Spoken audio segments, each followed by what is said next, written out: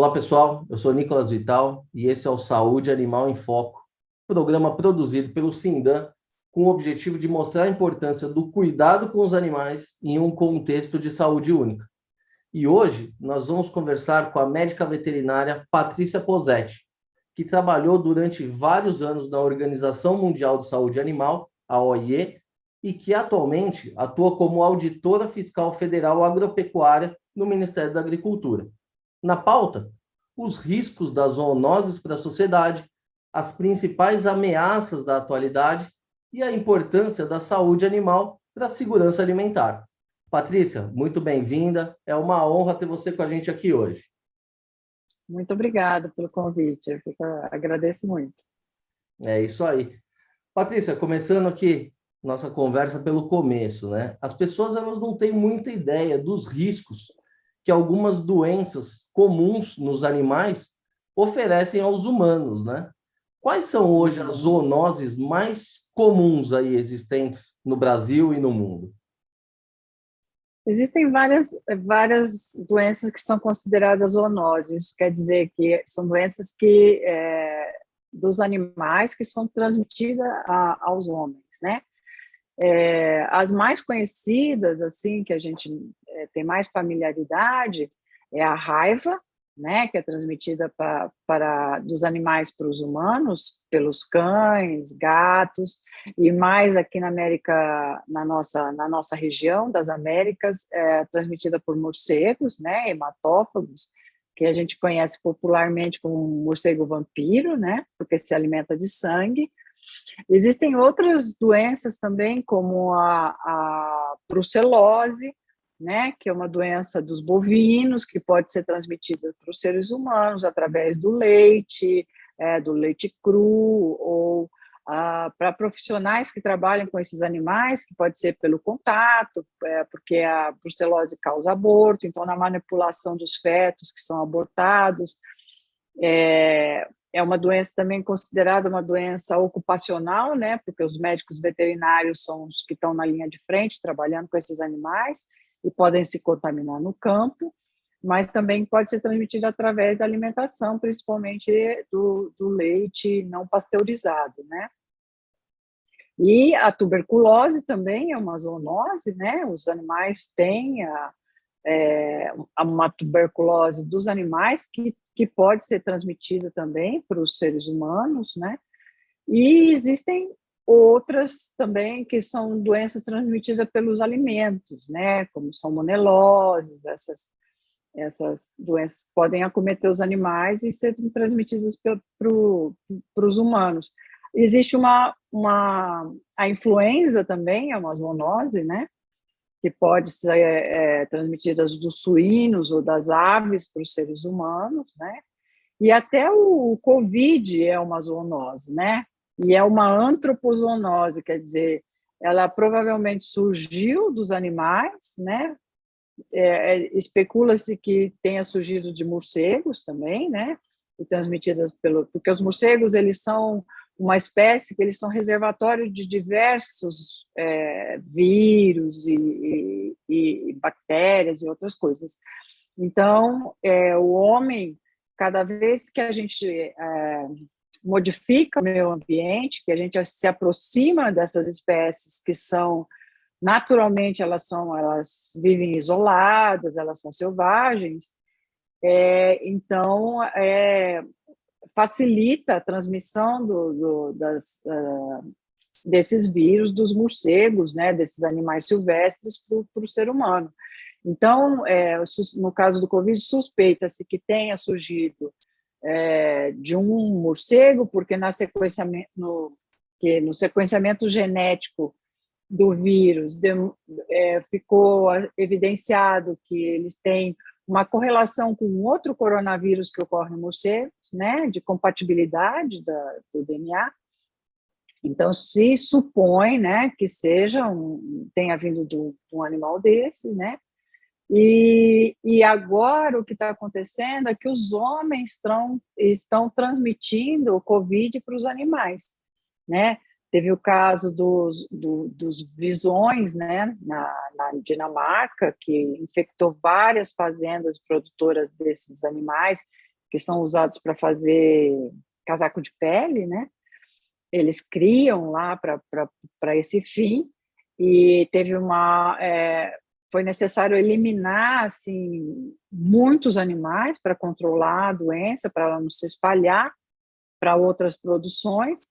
E agora também tem um caso de ocorrência de coronavírus, né, do Covid, em hamsters, que está acontecendo na Ásia, né, na região de Hong Kong. Esses animais foram contaminados e as autoridades sanitárias estão tratando de tentar controlar a disseminação do Covid entre essas espécies. Então, assim, o que a gente tem hoje, assim, é que das doenças infecciosas humanas, né, 60% são zoonoses, né? 60% a gente pode adquirir de todas as doenças infecciosas, né? Claro, vírus, bactérias, fungos, etc., podem ser adquiridas dos animais, transmitidas pelos animais. Então, assim,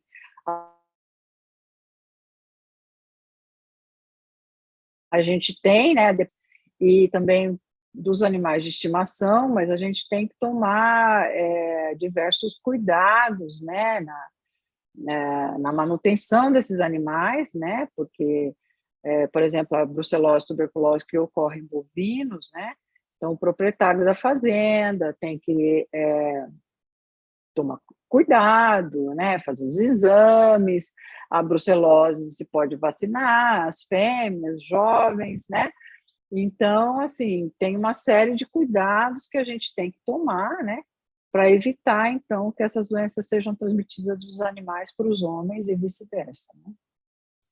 Muito legal.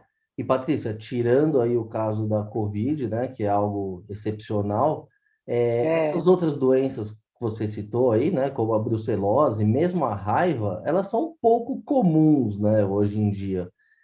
Qual que é a importância de você fazer um tratamento preventivo dos animais para a gente reduzir a incidência dessas doenças? Se a gente não tivesse um tratamento, a gente teria muito mais casos? Ou como é que se dá essa dinâmica? O Brasil, ele evoluiu muito em relação à raiva, né? A raiva, principalmente dos cães e dos gatos, né? Porque é uma doença já assim estudada há muito tempo, né? Desde a época do Pasteur, enfim, né? Que desenvolveu a vacina, a primeira vacina contra a raiva. Então, é uma doença que a gente já conhece há muito tempo, né? E que tem todos os meios para que seja controlada nos cães, né? Estou falando aqui de cães, porque o transmissor, normalmente, para esses animais são outros cães, enfim, né? Então, a vacinação é fundamental, né? Que as pessoas vacinem os animais contra a raiva, e aí a gente vai conseguir a prevenção. Aqui na América, no Brasil, houve um esforço muito grande para implementar campanhas de vacinação. Tanto que todo mundo está familiarizado, né, que todos os anos, no mês de agosto, a campanha de vacinação contra a raiva de cães e gatos, né? Então, é uma doença que tem, né, um controle, tem tratamento, vamos dizer assim, porque a raiva também pode ser, quando uma pessoa é mordida, um animal doente, ela pode tomar a vacina, né, que a vacina dá o tempo da vacina produzir os anticorpos e proteger a pessoa, e também há a possibilidade de tomar um soro já pronto, né, que são os anticorpos prontos, que aí a resposta é mais rápida. Então, o problema da raiva, assim, aqui nas Américas é uma doença, como você disse, pouco comum hoje em dia, né? A gente não vê mais tanto caso em cães e gatos, mas em outras regiões pobres do mundo, ela é devastadora. Assim. Estima-se que quase 60 mil pessoas morrem de raiva todo ano no mundo, ainda. Então, é um problema que a gente conseguiu vencer graças à vacina, né? Mas que em outras regiões é um problema muito sério. essas outras doenças, a raiva em bovinos, ela continua ainda sendo problemática em algumas áreas, porque a raiva de bovinos, ela é transmitida por morcegos. Então, os morcegos, a gente não tem como vacinar morcego ainda, né? Eu acho que um dia a gente vai conseguir, mas hoje em dia, o controle da raiva em morcegos, ela é baseada na identificação dos focos, né? E de uso de produtos que vão eliminar os animais, né? O morcego hematófago. A legislação brasileira permite que o serviço oficial não assim, né? O serviço oficial faça o controle dos abrigos dos morcegos, né? E aí controle esses animais com o uso de alguns produtos, né? O morcego, ele tem um hábito de viver em cavernas, em grupos, né? E um animal limpar o outro. Então, é usada uma pasta que se passa no dorso do animal e os outros vão lamber esses animais para limpar, por uma questão de higiene, né? E vão ingerir também o produto. Então, na verdade, então, dos animais de produção, o controle da raiva ela é baseado na vacinação, também existe vacinação para esses animais, mas também no uso da pasta para controle dos morcegos hematópicos, né? A vacina da raiva já foi obrigatória, né, em alguns estados, e ela era aplicada junto com a vacina da fitose, né, na campanha de vacinação contra a fitose. Hoje em dia, ela é mais utilizada em áreas de risco. Aqui em São Paulo, ela não é mais obrigatória. Então, também é uma doença, é a raiva, né? E tem, então, esse tratamento e prevenção com o uso da vacina. A brucelose também existe vacina, né? Mas a brucelose, assim, não se vacina machos, né? O ideal é vacinar as fêmeas de 3 a 8 meses. Então, nesse período que a vacinação da brucelose ela se dá, né? E a brucelose também, então, o Brasil tem um programa de eliminação, né, da brucelose, da tuberculose, que consiste na identificação dos animais, né, e na eliminação dos animais, porque a brucelose em bovinos, ela não é tratada, né, a brucelose e a tuberculose, porque o programa baseia-se na eliminação e erradicação da doença, né? Então, na verdade, é selecionar os animais que são positivos, eliminar esses animais do rebanho para que não sejam contaminados com essas doenças, né? Então, essa é muito importante. Outras doenças, por exemplo, uma doença de suínos, que é uma zoonose também, é a cisticercose, né? Que a gente conhece, de comer carne de suíno, carne crua, né? Então, assim, essas doenças, elas também são controladas nas propriedades, mas também existe o sistema de inspeção no abate desses animais, né? Então, o Ministério, os órgãos estaduais e municipais, eles têm como obrigação de fazer, então, a vigilância nesses abatedouros, para que, se eventualmente um animal contaminado for enviado para o abate, que esse animal, então, que as partes contaminadas desse animal e esses animais sejam eliminados da cadeia alimentar, né?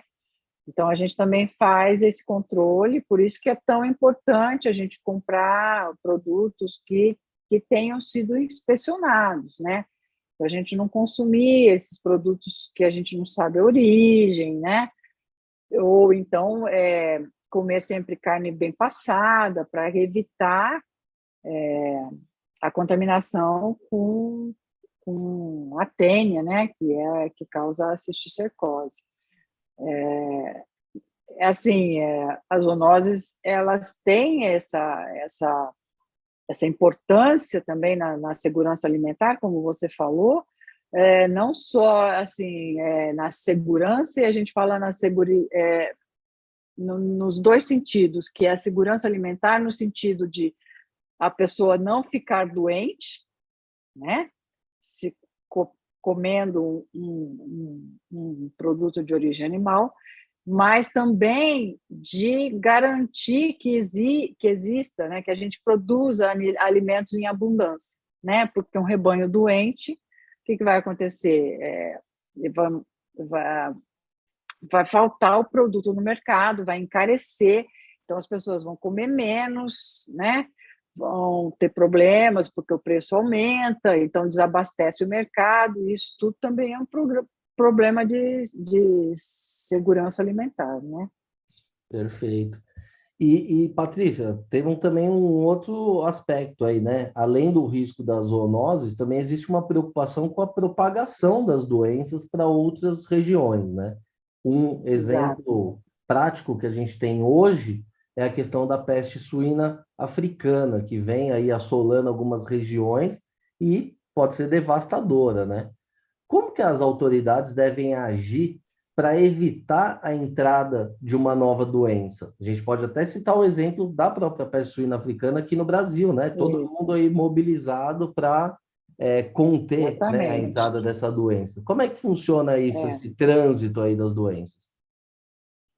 Então, todos os elos que fazem parte da cadeia produtiva, vamos dizer assim, até o cidadão comum, ele tem a responsabilidade, né, de evitar, então, a disseminação dessas doenças. Então, tem o Ministério da Agricultura como órgão federal, ele tem a responsabilidade de evitar que essa doença entre no Brasil pelos aeroportos, por exemplo, né? Porque nós somos um país livre.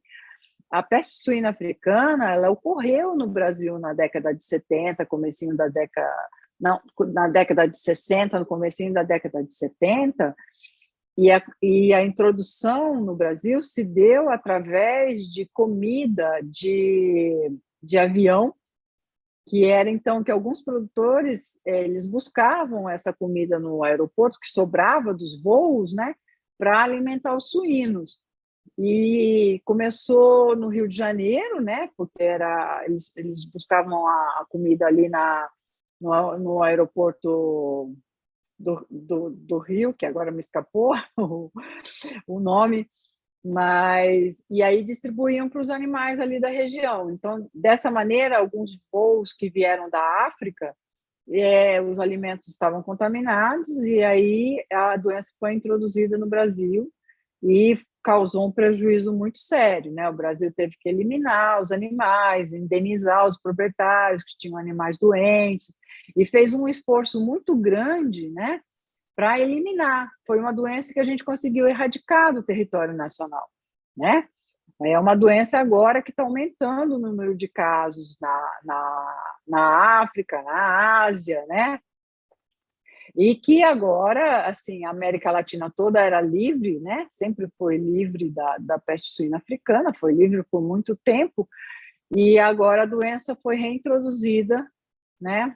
Na República Dominicana, houve um caso, provavelmente importado de um país que tem a doença. Então, é isso que a gente tem que evitar no Brasil, que essa doença venha, que entre no Brasil de diversas maneiras, pelo aeroporto, com alimentos contaminados, porque ela é uma doença de fácil disseminação, então ela pode vir em alimentos, né, contaminados, por isso que a gente não permite que as pessoas comprem produtos em outros países de origem animal e tragam sem autorização do Ministério para o nosso país, né? Também, assim, se uma pessoa visita uma propriedade com animais doentes, o vírus pode vir na vestimenta, na roupa, no sapato.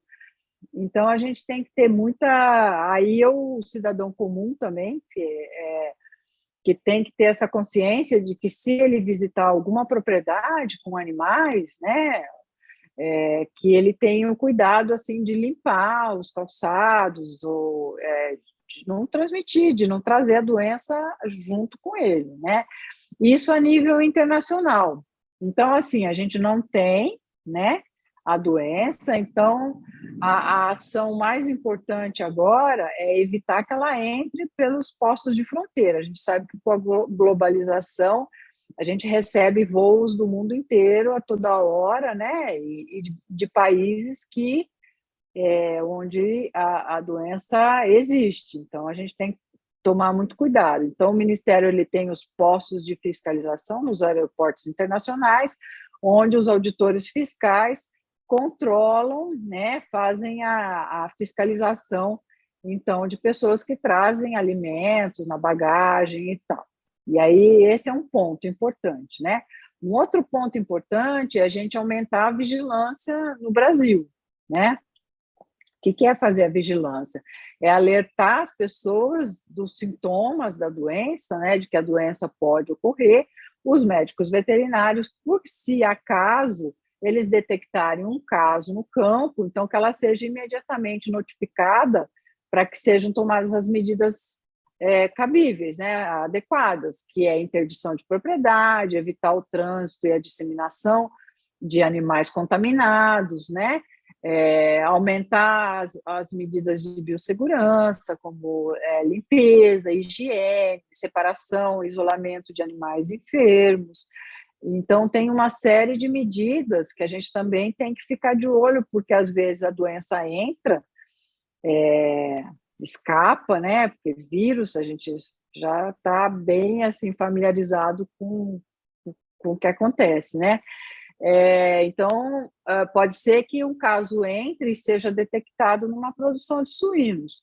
Então, se isso acontecer, a gente tem que estar atento, né? E o produtor tem que estar bem treinado, assim, com conhecimento para identificar os sintomas da doença e acionar o sistema para que a doença seja contida e eliminada numa propriedade, que ela não se espalhe para outros lugares, né? Então, isso é muito importante. E, Patrícia, no caso específico da peste suína africana, a gente está falando aí de um problema de saúde pública ou de um problema econômico que vai afetar a produção em si? Se a gente pensar que o desabastecimento de alimentos causa problemas de saúde, a gente vai dizer que está tudo ligado, né? Mas, vamos dizer assim, Mas a a gente peste suína consumir um africana... animal contaminado pode causar algum problema para o humano? Não, Não? isso que eu ia dizer, isso que eu ia dizer. A peste suína africana não é uma zoonose, né? Ela não é transmitida. Esse vírus, ele não afeta os humanos. Então, é uma doença de suínos e suídeos que a gente fala, né? Porque os animais, como o javali, por exemplo, eles também são suscetíveis, né, a essa doença, mas não é uma doença que afete os seres humanos, entendeu? Então, a gente não precisa ter medo de se contaminar, mas se a doença entrar no país, ela vai causar um sério prejuízo econômico e vai desabastecer o mercado, e a carne suína a gente sabe que é uma proteína que agora ela é uma proteína que compensa um pouco a proteína de carne bovina, né, que é mais cara e que tem assim um alto consumo no Brasil, e isso sim causaria um problema de segurança alimentar, porque as pessoas ficariam sem essa opção de compra para alimentação, né? Então, mas assim, não precisa ter medo, porque a peste suína africana não é transmitida aos seres humanos, ela é transmitida só para os suínos, né? Os porcos e os aparentados, vamos dizer assim, né? Legal. E, Patrícia, agora a peste suína africana não existe no Brasil hoje, mas a gente tem alguns focos de peste suína clássica aqui no Brasil, né? Uhum. Principalmente no É, Nordeste. Qual que é a isso. diferença para a peste suína africana e como que isso pode impactar de alguma forma a suinocultura no Brasil? Porque a gente sabe que lá no Nordeste são pequenas produções, né? Uma coisa mais subsistência. Caso a peste suína Uhum. clássica chegue ao sul, né, onde estão as principais produções, isso também pode impactar? Olha, assim, a peste suína africana e a clássica, elas são parecidas no que diz respeito aos sintomas, né? É importante, então, a gente fazer um diagnóstico diferencial para saber o que a gente está tratando. E isso só é possível com o exame de laboratório, porque os sintomas são bem parecidos, né? Porque os sintomas da peste suína africana, ele é um sintoma genérico, assim, né? Porque dá vômito, dá diarreia nos animais, dá febre. Uma coisa que é mais característica da peste suína africana são manchas avermelhadas na pele dos suínos, né? Que a gente chama de petequias e hematomas e tal. Isso é uma característica da doença. Mas também é da peste suína clássica, né? Então, assim, na dúvida, a gente tem que fazer o diagnóstico diferencial para as duas, né? Peste suína clássica e peste suína africana. A diferença é que a peste suína clássica, ela tem vacina, e a peste suína africana não tem vacina, não tem tratamento, né? Então, por isso que a gente também tem tanto medo da peste suína africana, porque ela é uma doença que não tem tratamento. A única maneira de controlar a disseminação da doença é eliminando os animais doentes e aumentando as medidas de biossegurança, né? Então, por isso que é tão importante assim a questão da vigilância, né? E da detecção precoce dos casos, né? Para que a gente possa dar um alerta precoce para que as pessoas possam tomar cuidado. Então, isso é bem importante. Por isso que a gente não fala em vacina, não fala em tratamento, porque não existe. A peste suína clássica, ela é um problema sério também, né? E o Ministério já tem um programa de erradicação da peste suína clássica, né? Houve uma época que o Ministério lançou mão da vacina, é uma vacina que não pode ser aplicada pelo proprietário, que o serviço oficial, então, que faz, né, o controle dessa vacina, e aí conforme os casos foram diminuindo, a estratégia mudou um pouco para a eliminação dos animais doentes, né? Mas a diferença das duas é nesse sentido, entendeu? Que são vírus, né? As duas são causadas por vírus, mas a peste suína africana não tem vacina. E nenhuma das duas afeta os seres humanos, nem a peste suína clássica, nem a peste suína africana. Isso que é importante. É uma questão de produtividade e de saúde animal, né? Legal. E, Patrícia, você trabalhou durante muito tempo na OIE, né? Explica para a gente qual que é o papel dessa instituição, né? Que tão importante, né? Que é a principal instituição ligada à saúde animal aí em todo o mundo. E o que ela faz exatamente? Qual que é a importância dela para controlar essas doenças, para regular, enfim, esse mercado, né, de proteína animal? Conta um pouquinho qual que é o papel da OIE. A OIE é uma organização antiga que foi fundada na década de 20. Inclusive, o Brasil fez parte da fundação da OIE em 1924, porque ela veio da necessidade dos países de comunicarem a ocorrência de doenças, né, para justamente um país não enviar a doença para um outro país, né? Então, por que eu digo que o Brasil fez parte da fundação? Porque isso veio da necessidade que houve uma importação de gado Nelore, né, para a formação do rebanho brasileiro. Esse gado, ele veio da Índia, né? A gente importou essa genética da Índia porque as condições na Índia do ambiente, da temperatura, do clima eram semelhantes ao Brasil, né? Então a gente foi buscar na Índia essa genética que os animais, tanto que a gente tem o maior rebanho comercial do mundo, né, de gado Nelore, e esse gado veio da Índia. Então, juntando isso com a OIE, em 1920 e poucos, houve o caso de uma importação de gado da Índia, do Brasil, né? O destino desses animais era o Brasil, e eles fizeram uma parada num porto na Europa, na Bélgica, em Antuérpia, né? E quando chegou lá, os animais começaram a ter sintomas de peste bovina, que é uma doença também causada por vírus, né? E que foi erradicada do mundo com vacinação. Isso é que é legal, que é uma das poucas doenças dos animais que foi erradicada do mundo inteiro, né?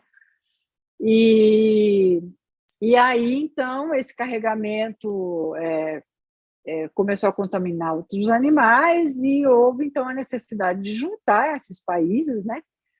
E criar uma estrutura que pudesse impedir que isso acontecesse novamente, né? Então, 21 países se juntaram, o Brasil também, porque o Brasil ia receber esses animais e a nossa, vamos dizer assim, a nossa sorte é que a doença foi detectada fora do nosso território, né? E esses animais doentes não vieram para o Brasil nunca teve peste bovina, né? E aí, então, se criou a OIE. Então, a OIE tem a missão, né?